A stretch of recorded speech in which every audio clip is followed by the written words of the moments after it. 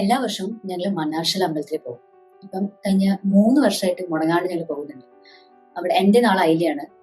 എൻ്റെ മോൻ മിത്തുവിന്റെ നാളും അയിലയാണ്. അപ്പം ജോത്സ്യൻ പറഞ്ഞായിരുന്നു അയില നാളായ കാരണം എല്ലാ വർഷവും ഒരു പ്രാവശ്യമെങ്കിലും മണ്ണാർശാല അമ്പലത്തിൽ പോകണമെന്ന്.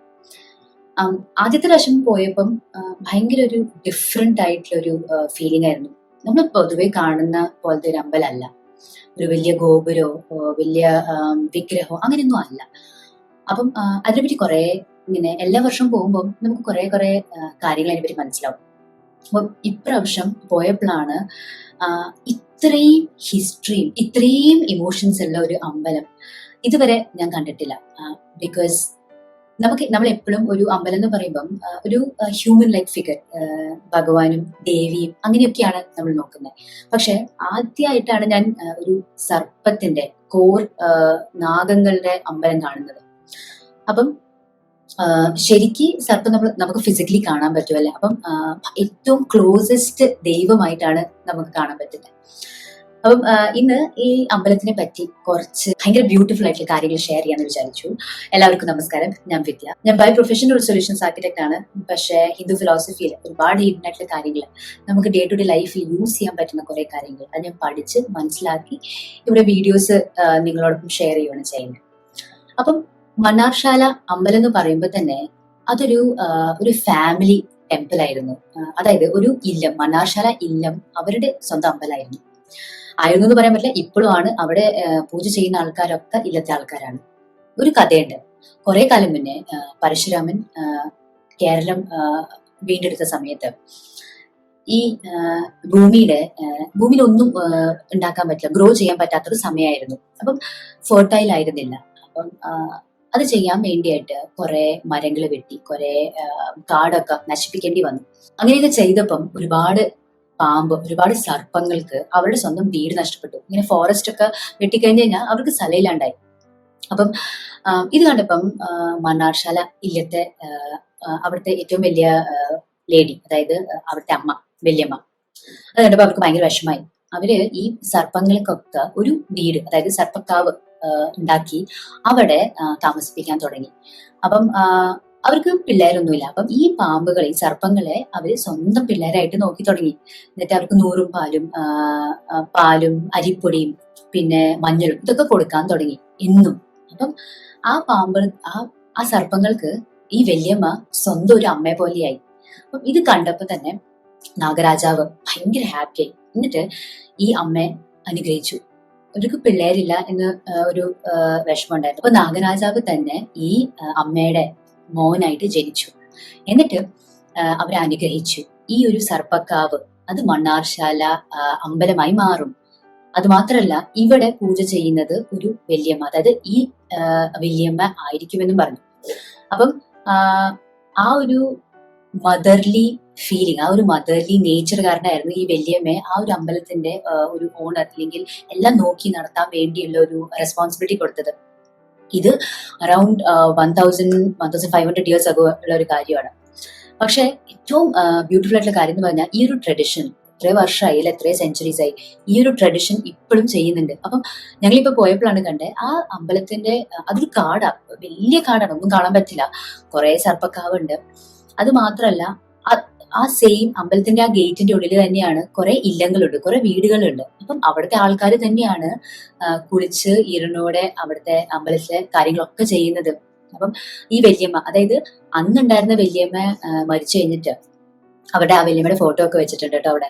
ആ വല്യമ്മ വെച്ച് കഴിഞ്ഞപ്പം ഇല്ലത്തെ ഏത് സ്ത്രീയാണോ ഏറ്റവും മൂത്തത് ആ സ്ത്രീ ആയിരിക്കും അവിടുത്തെ വല്യമ്മ. അപ്പം എല്ലാ ജനറേഷനിലും ഒരു വല്യമ്മയുണ്ട്. ബിക്കോസ് ആ ഒരു അമ്പലത്തില് ആ ഒരു വല്യമ്മ വേണം, അതാണ് അതിന്റെ അനുഗ്രഹം. അപ്പം ആ ഒരു ഏറ്റവും ആദ്യത്തെ വല്യമ്മയ്ക്ക് പിള്ളേരൊന്നും ഉണ്ടായിരുന്നില്ല. അപ്പൊ പിള്ളേരില്ലാത്ത ഒരു കപ്പിളിന് ഇങ്ങനെ കുഞ്ഞുണ്ടായി, ഒരു അനുഗ്രഹമായി എന്നുള്ളൊരു വിശ്വാസം കാരണം തന്നെ ഈ അമ്പലത്തില് ഉരുളി കമത്തല് എന്ന് പറഞ്ഞൊരു ട്രഡീഷൻ, ഒരു വിശ്വാസമുണ്ട്. അപ്പം പിള്ളേരില്ലാത്ത മാരിഡ് കപ്പിൾസ് അവിടെ പോയി ഒരു ഉരുളി കമത്തി വെക്കും. അവർ ഒരുമിച്ച് ഒരു വലിയ ഉരുളി സൈസ് നോക്കി കമത്തി വെക്കും. പിന്നെ വിശ്വാസം പറയുന്നത് ആരൊക്കെ ഉരുളി കമത്തിയിട്ടുണ്ട് അതൊക്കെ സത്യമായിട്ടുണ്ട്, അവർക്ക് പിള്ളേരുണ്ടായിട്ടുണ്ട്. പിന്നെ ആ കൊച്ചുണ്ടായി കഴിഞ്ഞ് കഴിഞ്ഞാൽ പിന്നെ അവര് ആ കൊച്ചിനെയും കൊണ്ട് പിന്നെ ഉരുളി തിരിച്ചു നമ്മൾ മലർത്തി വെക്കണം. അതാണ് അതിന്റെ ട്രഡീഷൻ. അപ്പം നമുക്ക് ചില കാര്യങ്ങൾ ഇങ്ങനെ പറഞ്ഞു തരുമ്പോഴാണ് അത് എത്രത്തോളം സീരിയസ് ആണെന്ന്, എത്രത്തോളം ഇമ്പോർട്ടന്റ് ആണെന്ന് നമുക്ക് മനസ്സിലാവുന്നത് അല്ലെ. നമ്മൾ എന്തെങ്കിലും ഒരു കാര്യം പ്രാർത്ഥിക്കുമ്പോൾ അല്ലെങ്കിൽ എന്തെങ്കിലും ഒരു കാര്യം ചെയ്യുമ്പോൾ തന്നെ അത് അത്രയും ഒരു ഇമ്പോർട്ടന്റ് ആണ്, അത്രയും ഒരു മഹത്വം ഉണ്ട് എന്ന് മനസ്സിലാവുമ്പോഴാണ് നമുക്ക് അത് കുറച്ചുകൂടി ഇനി ചെയ്യാൻ തോന്നുന്നതും അതിനെപ്പറ്റി ഇനിയും പഠിക്കാൻ തോന്നുന്നതും. അപ്പം ശരിക്കും ഈ അമ്പലത്തിന്റെ നേരെ മുമ്പിൽ വരെ, അതായത് മെയിൻ വിഗ്രഹത്തിന്റെ അടുത്ത് നമുക്ക് പോകാൻ പറ്റില്ല. അത് അവിടുത്തെ ഇല്ലത്തെ ആൾക്കാർക്ക് മാത്രമേ പോകാൻ പറ്റുള്ളൂ.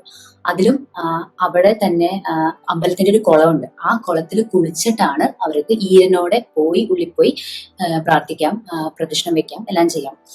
പിന്നെ ഈ വല്യമ്മ, അതായത് ഇപ്പോഴത്തെ എല്ലാ ജനറേഷനിലെ വല്യമ്മയും അവരെ കാണാൻ വേണ്ടി, അവരുടെ അനുഗ്രഹം വാങ്ങിക്കാൻ വേണ്ടി എല്ലാവരും ഭയങ്കര എന്താ പറയാ വെയിറ്റ് ചെയ്യുന്ന ഒരു കാര്യമാണ്. അപ്പം അങ്ങനെ ആ വല്യമ്മയുടെ ദർശനമുണ്ട്.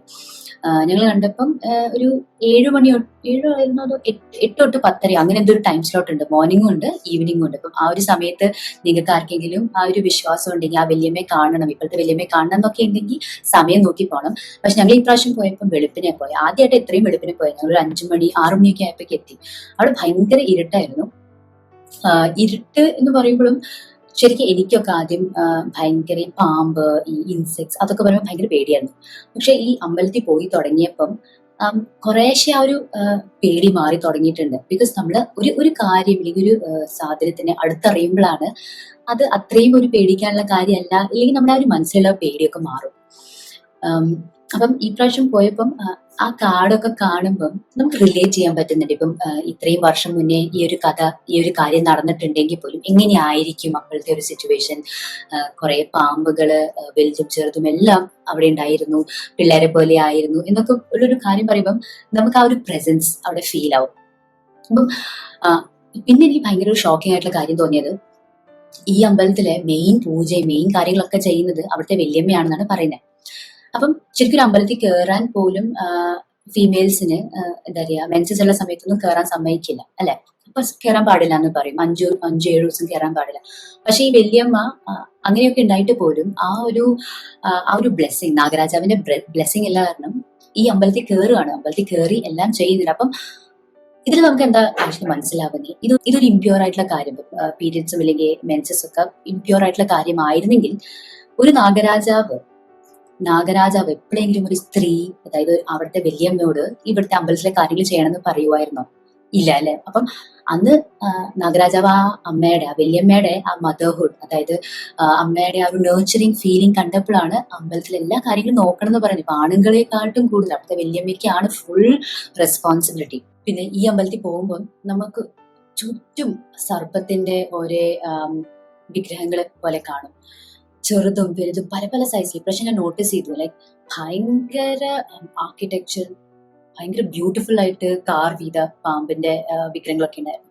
ശരിക്കും നമ്മുടെ വീട്ടിൽ ഇപ്പം ഒരു പണ്ടൊക്കെ എല്ലാ വീട്ടിലും, എല്ലാ ബ്രാഹ്മൺ വീട്ടിലും കുടുംബത്തിലും ഒരു സർപ്പക്കാവ് ഉണ്ടായിരുന്നു. അപ്പം അവര് മരിക്കുവാണ്, അല്ലെങ്കിൽ അവര് വേറെ ഇങ്ങോട്ടെങ്കിലൊക്കെ മൂവ് ചെയ്യുവാണെങ്കിൽ ആ സർപ്പത്തിന്, ആ ഒരു വിഗ്രഹത്തിന് പൂജിക്കാൻ വേണ്ടി ആരും ഉണ്ടാവില്ല. അപ്പം അവര് ഒരു നേർച്ചയായിട്ട്, സമർപ്പണമായിട്ട് അവിടുത്തെ ആ സർപ്പത്തിന്റെ, അവരുടെ വീട്ടിലെ സർപ്പത്തിന്റെ വിഗ്രഹത്തിന് അതിന്റെ പ്രോപ്പറായിട്ട് പൂജയൊക്കെ ചെയ്തിട്ട് ആ വിഗ്രഹത്തിന് ഈ അമ്പലത്തിൽ സമർപ്പിക്കും. അപ്പം ഒരുപാട് സർപ്പത്തിന്റെ ഈ വിഗ്രഹങ്ങളുണ്ട്, ചുറ്റും നമ്മൾ നോക്കുമ്പം കാണാൻ പറ്റും.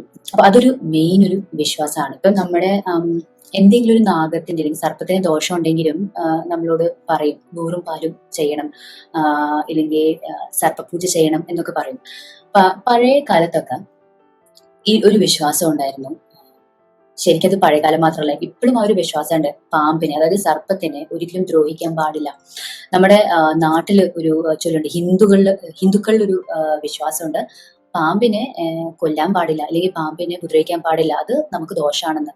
അതിന് പറയാനുള്ള ഏറ്റവും വലിയ റീസൺ നമ്മുടെ ancestors, അതായത് പഴയ കാലത്ത് നല്ല കൃഷിയൊക്കെ ഉണ്ടാവണമെങ്കിൽ ആ ഒരു ഭൂമിയുടെ ക്വാളിറ്റി നല്ലതായിരിക്കണം, അതായത് അതിന്റെ ന്യൂട്രിയൻസ് ഒക്കെ മെയിൻറ്റെയിൻ ആയിരിക്കണം. ഇപ്പോഴും അങ്ങനെ തന്നെയാണ്. പക്ഷെ ആ ഒരു കാലത്ത് അഗ്രികൾച്ചർ, അതായത് കൃഷി മാത്രമായിരുന്നു ഒരു മെയിൻ ഓക്യുപ്പേഷൻ അല്ലെ.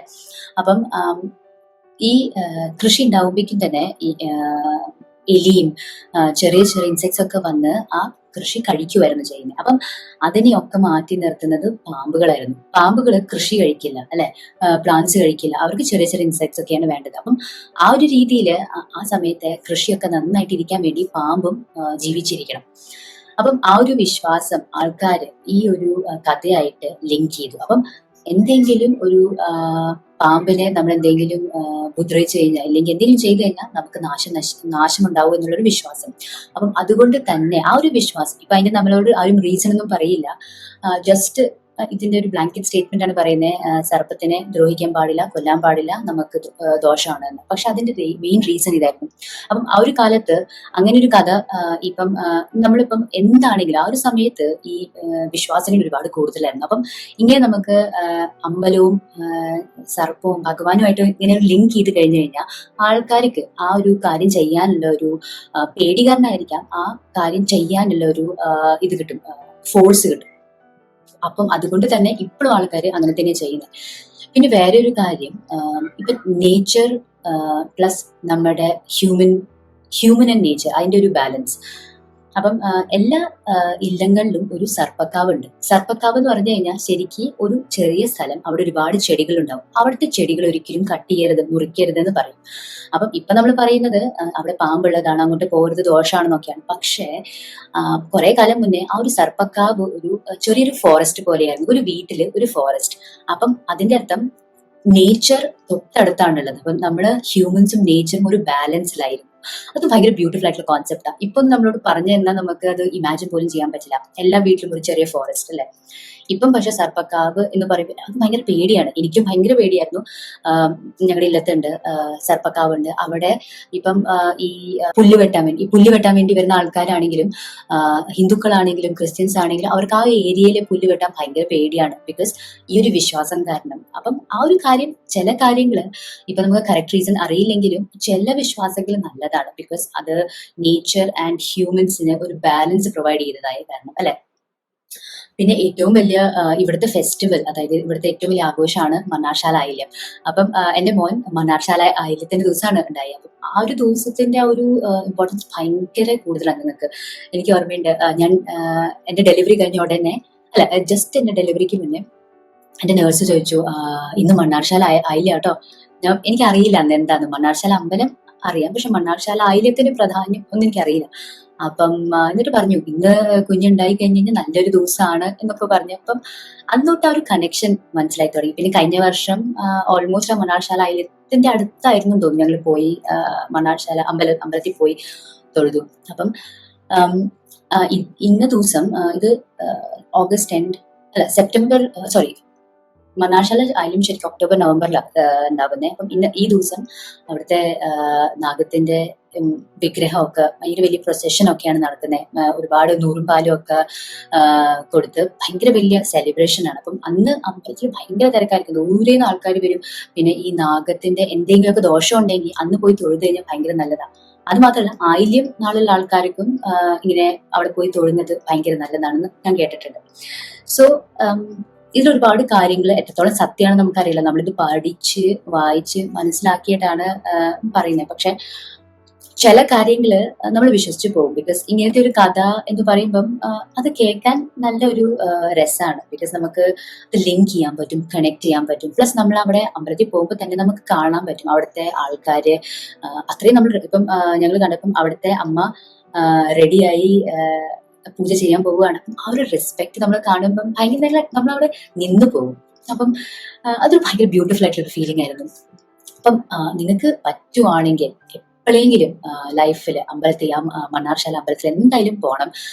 ബിക്കോസ് ആ ഒരു ഫീലിംഗ്, ഇപ്പൊ നമ്മൾ ഏത് അമ്പലത്തിൽ പോയാലും നമ്മൾ അമ്പലത്തിലെല്ലാം ഒരേ കഥകളൊക്കെ ഉണ്ടാവും. പക്ഷെ ഈ കഥ മനസ്സിലാക്കിയിട്ട് നമ്മൾ ഇനി അമ്പലത്തിൽ പോകുമ്പോൾ, മണ്ണാർശാലയിൽ പോകുമ്പോൾ അത്ര ഭയങ്കര ഡിഫറെന്റ് ആയിട്ടുള്ള ഒരു ഫീലിംഗ്. ഇപ്പൊ നമ്മൾ കാട് കാണുമ്പോൾ, പിന്നെ വേറൊരു കാര്യം, അവിടെ ചുറ്റും കാടാണ്, പക്ഷെ അവിടെ ഒരു മരത്തിനെ പോലും, ഒരു മരം പോലും ആരും വെട്ടില്ല. അവിടെ ഞാൻ കണ്ടു ഒരു മരം ഭയങ്കര പഴമരമായിരിക്കും, അത് മുറിഞ്ഞ് വീണു, എന്നിട്ട് പോലും ആരും ഒന്നും ചെയ്തില്ല. അത് വീണത് സപ്പോർട്ട് ചെയ്ത് നിർത്തിയേക്കുക. അപ്പൊ അത്രത്തോളം പ്രിസർവ് ചെയ്യുവാണ് ചെയ്യുന്നത്. വിച്ച് മീൻസ് നമ്മളിപ്പോ ഡീഫോറസ്റ്റേഷൻ ഒക്കെ പറയുന്ന പോലെ അവിടെ ആ ഫോറസ്റ്റ് അങ്ങനെ തന്നെ പ്രിസർവ് ചെയ്തേക്കുക ഒരു വിശ്വാസം കാരണം, വിച്ച് ഇസ് ബ്യൂട്ടിഫുൾ. ഞാൻ ഈ അമ്പലത്തിൽ പോയി തുടങ്ങിയപ്പോൾ തൊട്ട് ഈ ഒരു വീഡിയോ ചെയ്യണം, ഇല്ലെങ്കിൽ ഇങ്ങനത്തെ എന്തെങ്കിലുമൊക്കെ റെക്കോർഡ് ചെയ്ത് വെക്കണം ഒക്കെ വിചാരിച്ചായിരുന്നു. പക്ഷെ ഇപ്പം ഇന്ന് ഈ ചാനലുള്ള കാരണം ഈ വീഡിയോ ചെയ്ത് നിങ്ങളോട് ഇപ്പം ഈ ഇൻഫർമേഷൻ ഷെയർ ചെയ്യാമെന്ന് വിചാരിച്ചു. എല്ലാവർക്കും ഈ വീഡിയോ ഇഷ്ടപ്പെട്ടെന്ന് വിശ്വസിക്കുന്നു. ഇനി എപ്പോഴെങ്കിലും മണ്ണാർശാല അമ്പലത്തിന്റെ അടുത്ത് എവിടെയെങ്കിലും ആണെങ്കിൽ ഒന്ന് പോയി നോക്കൂ. ഭയങ്കര ബ്യൂട്ടിഫുൾ ഒരു ഫീലിംഗ് ആണ്. അമ്പലത്തിൽ പോയി നമ്മൾ തൊട്ട് നേച്ചറിന്റെ അടുത്താണ്. അപ്പൊ അതെന്തായാലും ചെയ്തു നോക്കൂ. നിങ്ങൾ ആദ്യമായിട്ട് എന്റെ ചാനൽ വരുന്നെങ്കിൽ സബ്സ്ക്രൈബ് ചെയ്യാൻ മറക്കരുത്. Thank you. ബൈ.